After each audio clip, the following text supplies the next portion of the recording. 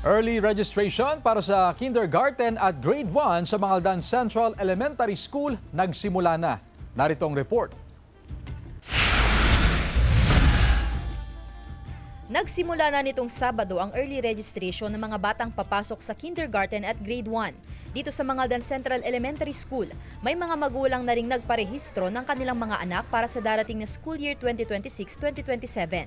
May mga kwalifikasyon na mahigpit na sinusunod ukol sa early registration alinsunod sa utos ng Department of Education. Po para sa incoming kinder, dapat po sila ay must be 5 years old on or before October 31, 2026. For grade 1, must be a kinder completer. Yung age po nila must be 6 years old.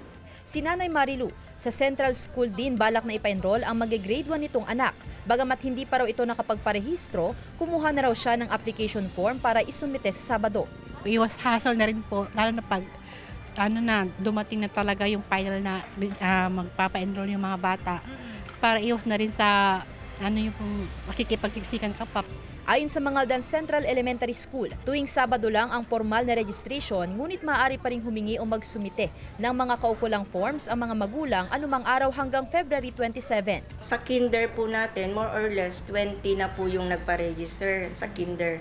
And then sa grade 1 naman po, so far kumuha pa lang po sila ng form. Mostly yung mga kinder po natin sila na rin kasi yung mga grade 1 learners po natin. Sa kasalukuyan, nasa 286 ang bilang ng mga nag-aaral ng kindergarten at 245 naman ang mga nasa grade 1 sa naturang paaralan. Kasama si Daryl Peralta, Sandy Salvacio, One North, Central Luzon.